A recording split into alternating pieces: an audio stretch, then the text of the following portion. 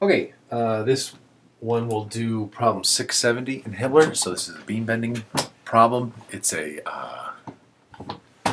stress analysis type problem. It's not really a design problem. Everything's given to you here.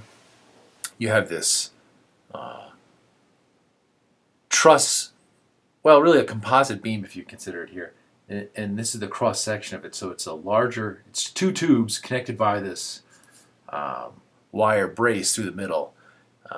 And the problem basically tells you can ignore the effect of the web in the sense that the web doesn't really add any considerable stiffness or doesn't carry any significant load because it's very small. If you look at the eye, if you were to consider it, it would be a minor increase in the eye of the whole thing. Really, we just want to consider that the load is carried by the geometry of the upper hollow tube and then this lower solid tube.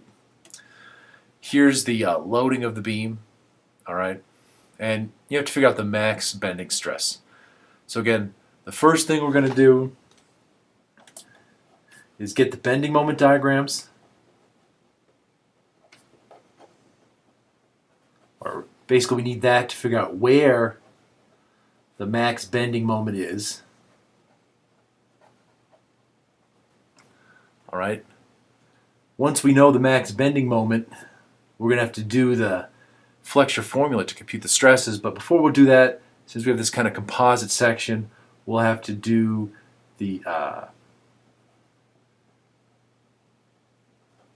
analysis on the cross section, composite cross section. All right, this is basically to get the location of the neutral axis or the centroid, and to get I. And then finally, once we know those things, we can put those into the flexure formula and get that the bending stress is that max moment times the C, which is, the C to the outermost C, or which fiber is the outermost from the neutral axis, because that's where the max stress will be, over the I. All right? So I actually should say, in this one, we also need to get the two C's. C, the distance from the neutral axis to the top, and the distance from the neutral axis to the bottom. And actually in this one, as is typically the case when you have a bigger geometry on one side, the neutral axis will be shifted up. And so actually the farthest fiber will be down here, and the max stress will be down here. So those are the steps we're going to take. All right. So let's do the bending moment diagram first. All right. So again, really, you need to figure out where the maximum bending moment is. The cross-section is uniform, so wherever the max bending moment is, that's going to be the section where you'll have the maximum stress. If you had a beam that varied in cross-section, where the cross-section changed, or materials changed, usually it's a cross-sectional change, then you would have to check for the max stress in each one of those sections. So you'd have to look for the max moment in each one of those different sections. Okay. All right. So this part has symmetry again. This planar view is symmetric. So let me put right through the middle point the axes. That's supposed to be right in the middle of the beam. This will be the y direction, and that'll be the x direction. Okay. So first, we're going to analyze the bending moment diagram in this 6-foot section. So we'll have to take a cross section there, and I'll consider this right-hand side. And then we'll have to look at where this middle 6-foot section, where the distributed load pops up. Okay? All right. So I need to get the reaction forces on this. You can do it through sum of forces and sum of moments. This is a statically determinate problem, right? We have two reaction forces here. We'll just call them R. You're going to find out, obviously, that they're equal because of the symmetry of the problem, all right? But you could, if you don't believe it, give them different values and go through sum of forces and sum of moments, and you'll see they're equal. But it has to be such that 2 times R, right, has to equal the 100 pound-foot distributed over this 6 feet. All right, so the feet cancel out. So that gives me that R has to equal 2 divided by, so it's 300 pounds. So each one of these is 300 pounds acting upwards. Okay? All right. So now let's first look at this section. So this is going to be the bending moment diagram from X between 3 feet and 9 feet, right? Because this here, this distance here is 3 feet, and then this distance here is 9 feet. Okay. All right. So the free body diagram there is basically just going to look like this. Here's the upward 300-pound force. Now this is a negative X face, so the positive sense for the moment is going to be clockwise.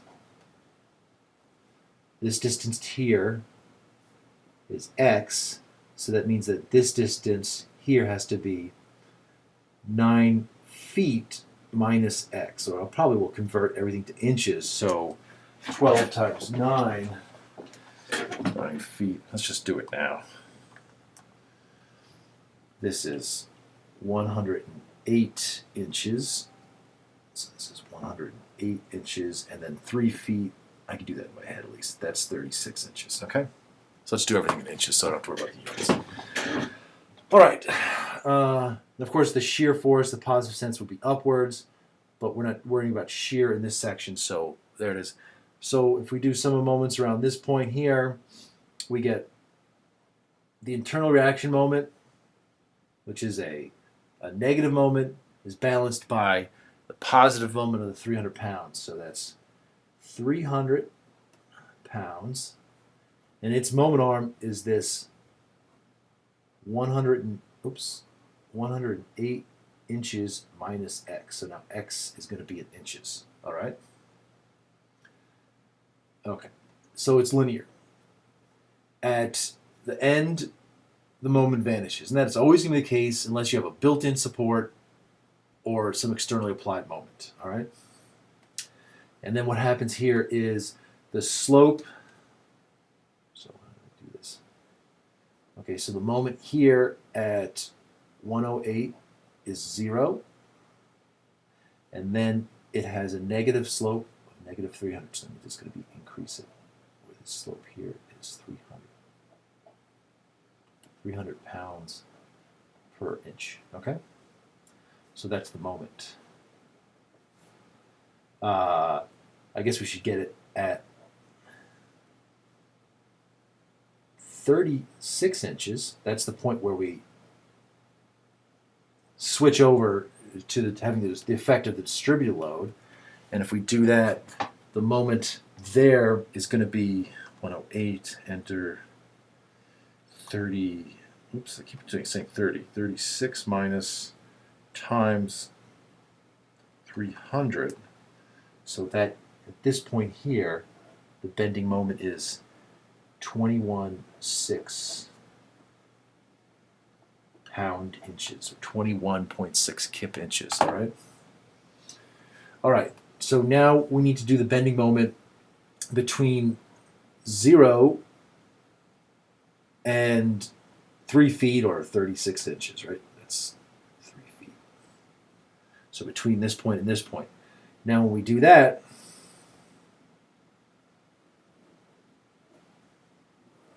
we're still going to have this same moment actually from the 300 pounds. That's going to be the same. And this distance here is still going to be 108 minus X. And this distance here is still X. Here's the moment. And the shear force, I won't draw the shear force. But we also are going to have the downward distributed load. Now this distributed load is going to start here.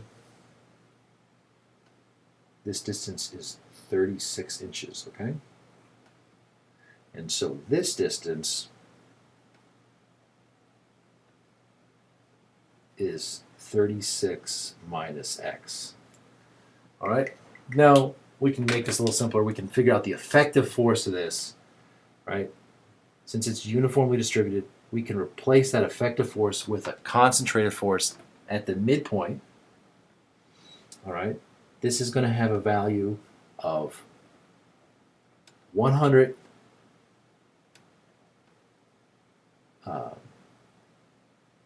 pound-feet, and it's distributed over this, well, okay. So I gotta be careful about units here. It's distributed over this 36 times x, but I should, see, I have the feet down here in the unit, so I should probably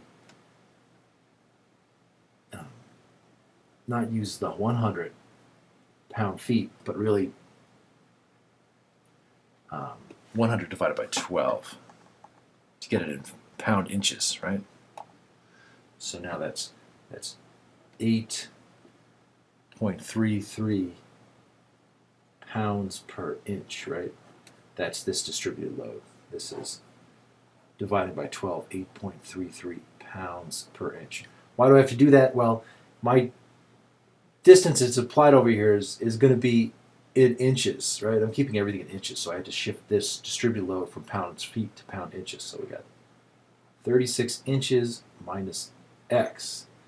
That's the magnitude of the force. And this distance, which is going to be the moment arm here, is half of this distance. So that's 36 inches minus x over 2, right? So that's the effective point force for that distributed force. So always remember, you have, when you're doing these, you have to use the distance that it's applied over. Don't use the full 3 feet. That's going to be incorrect. As you move an x, we have more distributed force. So this vector not only moves up, increases, it actually is going to shift a little bit, right? Because its centroid is going to move over, okay? So it's very important. Make sure you use the right distance for the distributed load, not the total distance, right? This has to be at some arbitrary point x to get the moment at some arbitrary point x. Okay, so now we can do the sum. Okay, so again, we got m of x, right? That's a negative, so we'll put that to the left-hand side. And then we have this one, which is a positive. That's still the same. 300 times 108 minus x. That still exists. But now we have this additional one, which is going to have a negative moment, and its value is going to be 8.33 times 36 minus x. That's the magnitude, and its moment arm is 36 minus x on 2. So this is going to be squared on 2, all right? So basically it's the same thing we had before, plus this little quadratic, okay? So if we were to plot that out, let's see, let's try to sketch it. So here is 3 feet, this would be 6 feet, this would be about 9 feet, okay? So on this distance here, we have we can draw that. It's supposed to be a straight line, and it would continue up in that manner, except we have to add on to it this, or subtract off it this quadratic. So this quadratic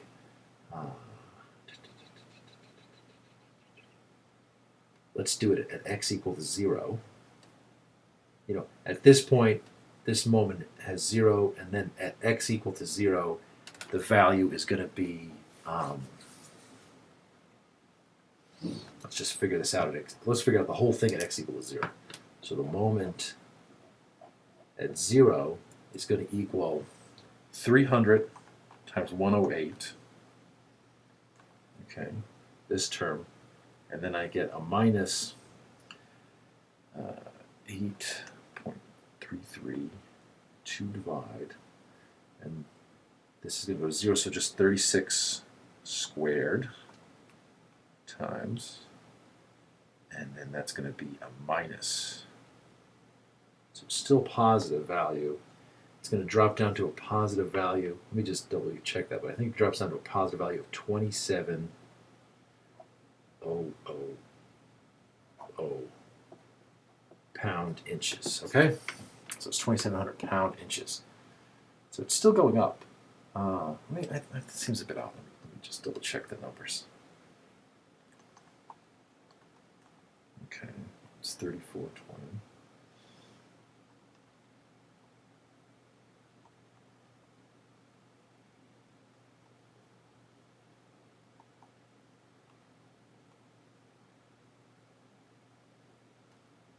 Yeah, no, that's right. So, and I also know that because of symmetry, the moment, well, whenever you have these sort of symmetry conditions, the moment has to be at a stationary point. So it has to have this inflection, it has to have a slope of 0 there. So what's probably happening is this is value of 21.6, and then it goes up a little bit to 27. So I guess it looks like this. So it has a little curve to it. And this value here goes to 27. So that's the maximum, right at the center. That's where we have the maximum moment. Here we have the moment, the max, and it's equal to 2,700 pound inches. Okay?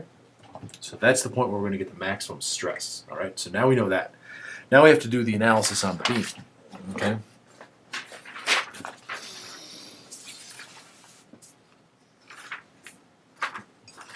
So we need to get the second step. Now we have to do the geometric analysis.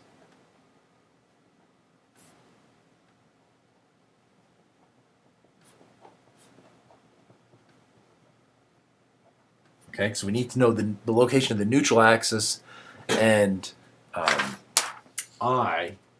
We need to know to get the right C's and I to apply the flexure formula. That's actually the easiest part, the MC over I calculation, right? Okay, so let's make a little bigger picture. So we have the section we're looking at is as follows.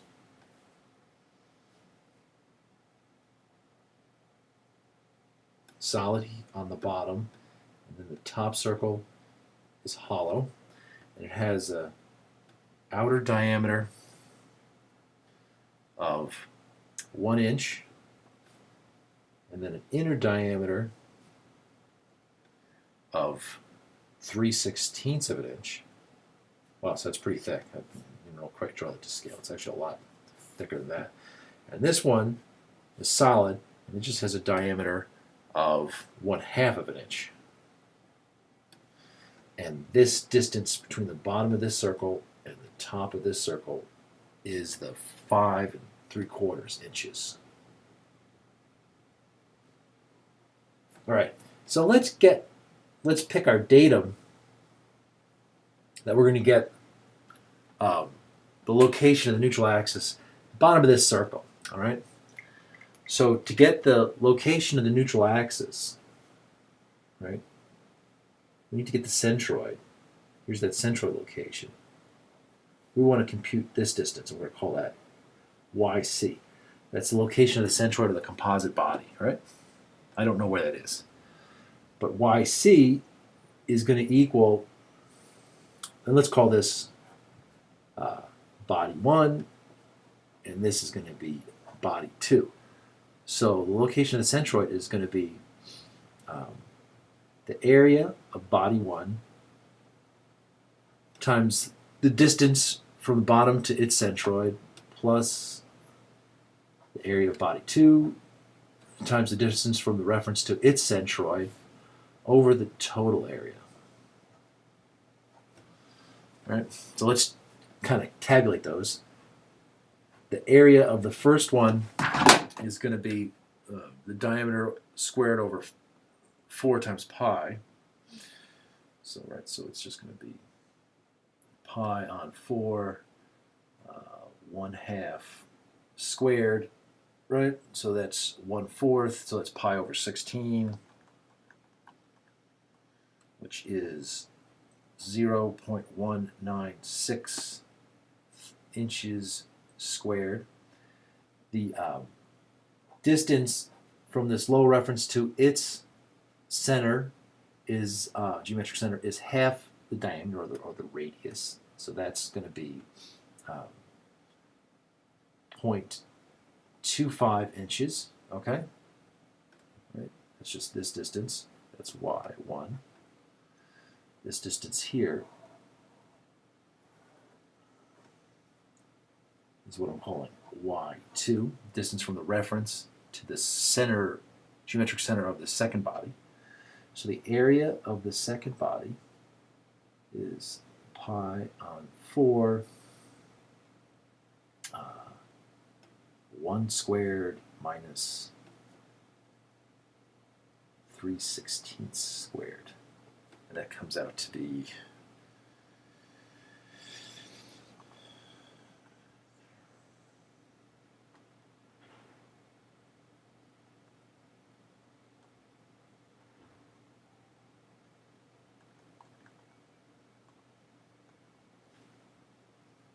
0.758 inches squared. And its location of its centroid is this distance, the diameter, which is 1/2, plus 5.75, plus half this distance, so that's the plus another half. So that's 6.75 inches. Okay? So now that gives me that YC is going to be 0.196 inches squared times y1, which is 0.25, plus the second area, 0.758 inches squared. Its centroidal distance, 0.675, over the total area, 0.196 plus 0.758. So this is inches squared times inches, that's inches cubed. This is inches squared, so we're left with just inches, and the value is going to be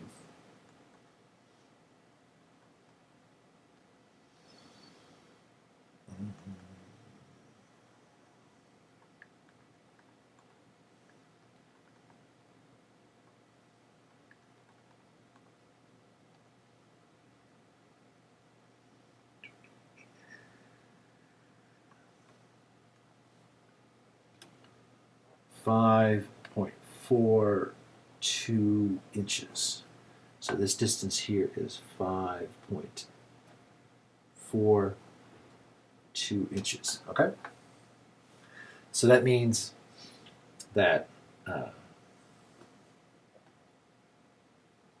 this distance here from the neutral axis to this lower outer fiber is 5.24, and this distance to this outer fiber here, that would be the second C, right? This is actually the same as like C1 and C2.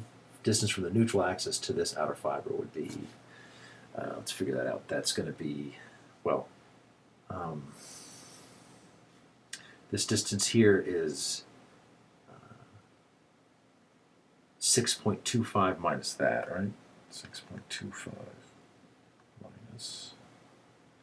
So this distance here is going to be 0.834, and then we're going to add on to that another inch for this diameter, so that's going to be 1.834. So those are our two C's. So obviously the greater C is down to this point, so this is where we're going to have the max bending stress. Right at that point, okay? Okay, well, now we need to compute the I. So the I, we have to use the parallel axis theorem. So for the I, for the total section, is going to be the I of the first section plus the I of the second section. These are the I's about the neutral axis, right? So this one is equal to the I of that first section around its centroid plus the shift from parallel axis theorem. So that's the area of that, I should do this one, times its distance from the neutral axis. So that's, we need this distance, the distance from the neutral axis to the centroid of body 1, right? This is the I about the centroid, and we need this distance. So that's going to be 5.24 minus this half height, or minus the quarter. So that's 5.17, I think. Let me just do that.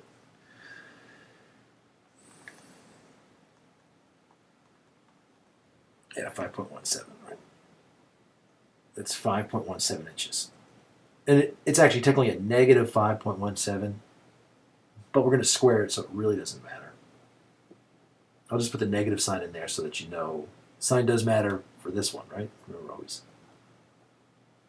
Sign, not sing. Sign.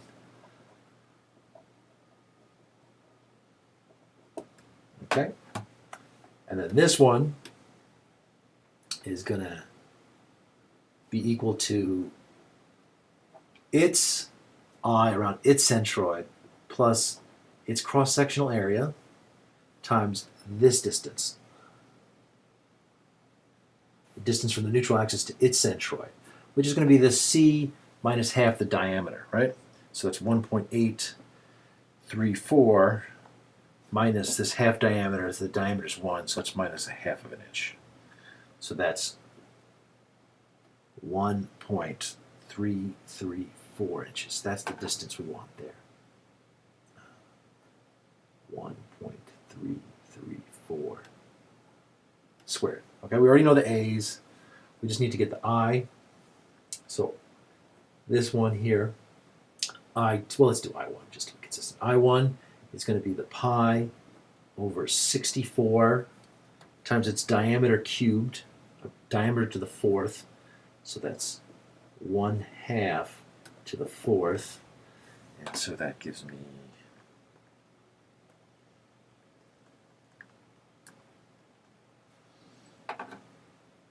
3.07 inches to the fourth. This area here we already computed to be the 0.196. So this total number here becomes, I'm sorry, I got this wrong. This is 10 to the minus third. Okay, I left the minus third off of there.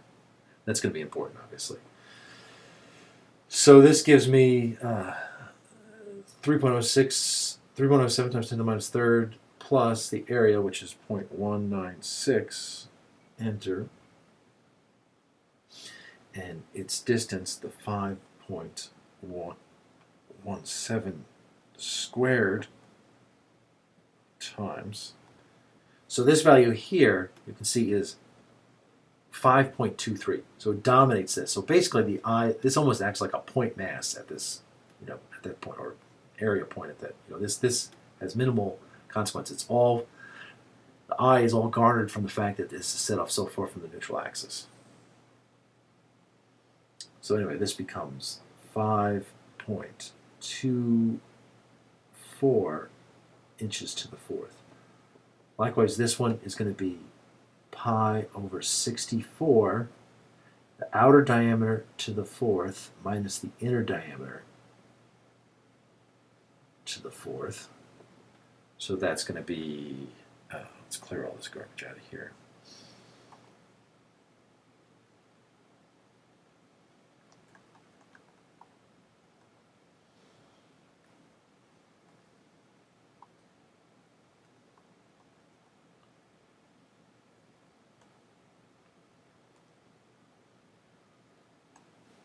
This becomes 0.0490 inches to the fourth. And again, this is going to be dominated by the offset, right? So this actual I is not that much, but the I, when you offset it, is going to become much bigger. So this becomes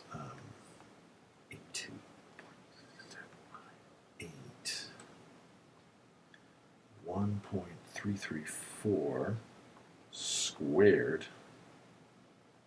Add that, so this becomes, this term here is 1.35. We add that to the 0.05 and we get 1.40 inches to the fourth. So the total I is this number plus this number. So the total I is 1.4 plus 5.24, or 6.64 inches to the fourth. So you can see, these bodies by themselves have very small eyes, right? But when you space them off this distance, you can see the eye of the total section goes up 1, 2, 3 orders of magnitude, okay? So it has a significant effect. So again, if nothing else, sometimes you can forget the details of doing these calculations. Maybe you can always go back in your books later in your career, but you always have to have ingrained in your psyche the fact that by distributing mass or area farther away from the neutral axis is a more effective design for stiffening and stress reduction of a beam. Okay, so that's the second part. Now we're pretty much done. We can do the third part. This is the easy part. So the max bending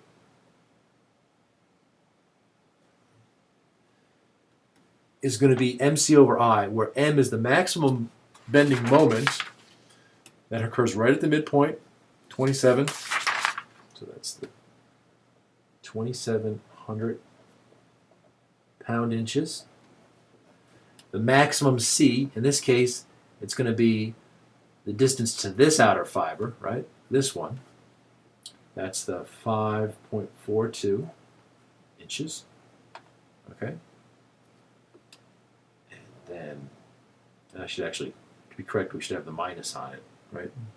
Really, remember the sigma is minus MC over I, where if we keep care on the sign convention of the bending moment, which we did, it'll tell us that, in fact, we get a compressional stress here and a tensional stress here, which I think is something weird about that. I think I did something wrong with that. I got to recompute that bending moment. So, and then over I is 6.64 inches to the fourth. So this gives me, I think there's something weird about this. I have a sign change. I think I made a mistake in the bending moment diagram. Something tells me this is wrong, because I would have expected this to drop down. I'll just work this out, and then if there's a correction, I'll post the correction in text underneath the YouTube video, okay? 5.42 times swap 5. Okay, so this is telling me right now minus 22,046 PSI is the bending stress. Yeah, I think something's wrong here. Why? I think actually, I suspect that this value might not be right. Okay? I think I might have made an error in this first step. But according, assuming I didn't, this is telling me that occurs right here. And it seems odd because it's telling me it's in compression, which I'm pretty sure is not the case. And this bending moment diagram looks odd. I would actually expect that this bending moment diagram would then drop down like this, okay, and give me a negative stress there. But I have a suspicion that it should actually do this. Let me check that. I'll stop the video now and see where my error is. All right, I double checked the values. Actually, it's not the issue that. This is a good point. Actually, it's too early in the morning for me. This number is correct. Okay, the 27 is fine. I double checked it. The problem here is that when we get worried about the sign convention on here, this C is actually in the negative y direction, right? So this is really minus 5.42. So we should have a minus sign here, which makes that a positive. Okay, so that means we have a tensional or extensional axial stress here of 2,200 kips. At this point, we would have, it's not asking this, but we'll just figure it out. It would be, the stress at this point would be minus 2,700 times its C, which is a positive 1.834 inches, the distance from the neutral axis to the outer fiber there, over I, which is still 6.64 inches. And that turns out to be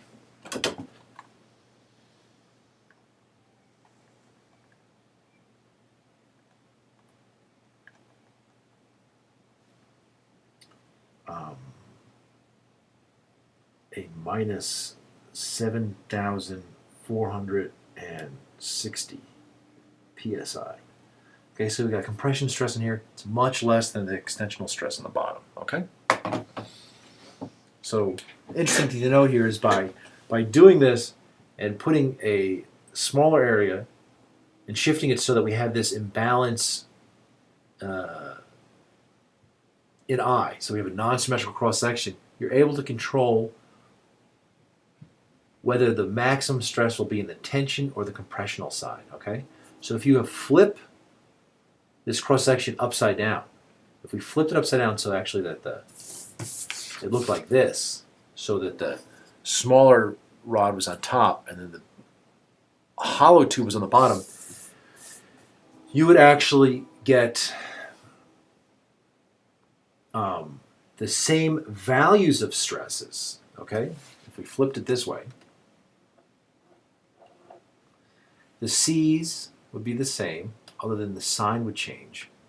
The M would be the same, the I would be the same. But what you would find here is you would get the max stress up here. You'd get the max stress up here, and it would be minus 22,046 in compression. Down here, it would still be in tension, but it would be the lower stress of the 7,460. Okay? oops. So, This isn't required, but again, we should always be thinking about these concepts of how to design using the physics that we're learning in this mechanics of materials class. ultimately, as engineers, We design, right? That's our value. Not churning through these equations, but you have to. So the first step is to understand the equations, how to apply them, but really, hopefully before you graduate, you have a deeper understanding of the mechanics here, the physics, so that you can use these things to help actually design, right? So, this is obviously steel, but if you had a concrete structure, right, where it can support much higher loads in compression than in tension, you would actually prefer a geometry like this.